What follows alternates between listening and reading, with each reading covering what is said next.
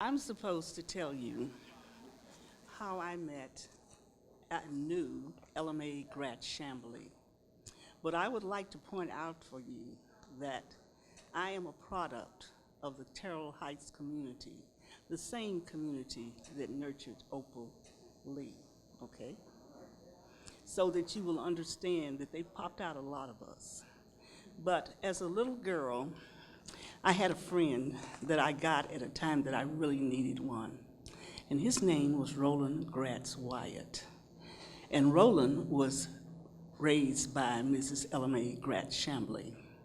He was 3 years older than I, and it seemed that my mother thought that one of the ways to make a lady out of me, and she was trying very hard and being most unsuccessful, would be to send me to learn how to play the pianoforte, as she used to say, which is the simple piano.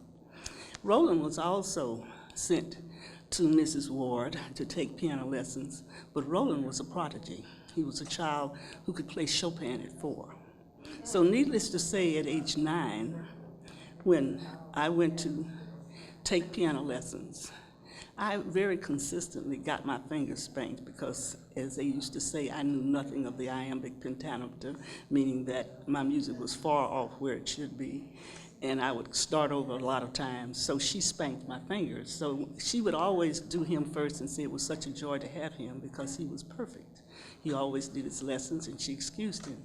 But that day, after I'd gotten a very brutal pink with her baton, he stayed on the steps, and he said, "Why do you let her do that? Why haven't you told your mother?" I said, "She's not going to believe me because she says all I do is make up stuff to make her have more attentions to give to me." So he says, "Well, I know what I'm going to do with you." He said, "You come on, I'm going to take you home to my Aunt May, and she's going to put some grain in your craw. Sand in your craw, so you'll know how to stand up for yourself." So he did. He took me home. And Miss Shamblee listened, and she said, "Well, why haven't you told your mother?" I said, "I told her once, and she said I was making it up, so I didn't see any sense in telling her again." So she got on the telephone, because back then we did have telephones, even though you had to get the operator to do this, and she called, and she talked to my mother.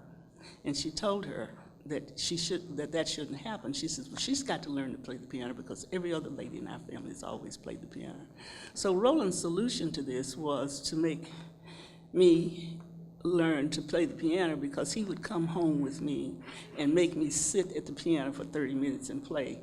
But he always felt that if he did something for you, you had to do something back for him. Well, Miss Shamblee worked at the Fort Worth Public Library. And she found out that the books that were frayed and dirty, that they didn't want to use anymore, they were burning, because that was her job. She was a maid there. And she talked to the librarian and convinced her that that shouldn't happen, that she should allow her to take the books into the Black community so that the people there would be able to be exposed to them, most particularly the children.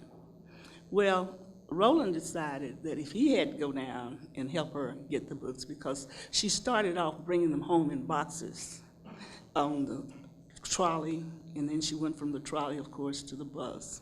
Well, when she married Mr. Shamblee and he had a car, then she thought that was a better opportunity for her to bring more books into the area, into the Terrell Heights area.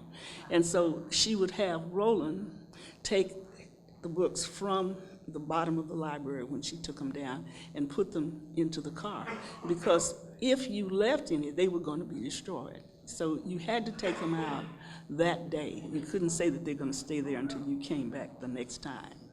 So Roland decided that if he had to carry them, I had to carry them.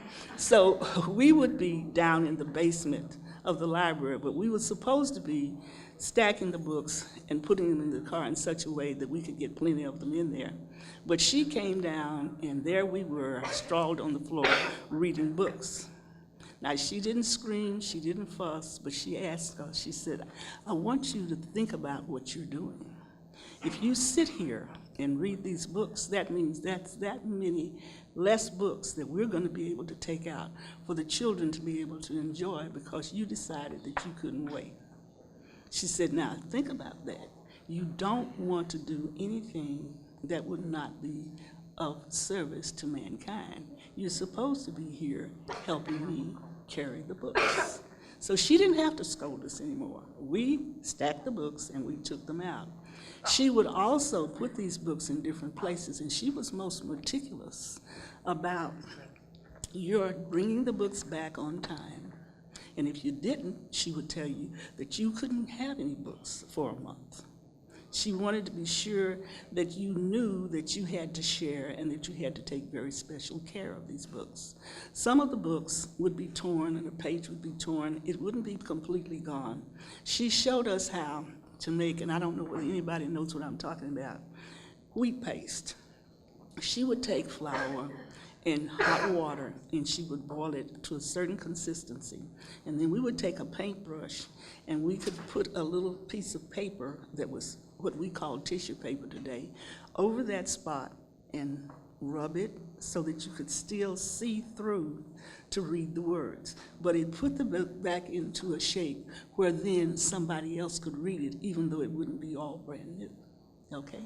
So we would say then that she started off what we now call our branch libraries, because she got a house and she got a cafeteria where she got somebody to agree to let us put books up so that people could come in, look at the books, read them, and put them back and share them. She then went on to put some at what we call the Federated Women's Club, and there were books there, and people came and read them. Okay?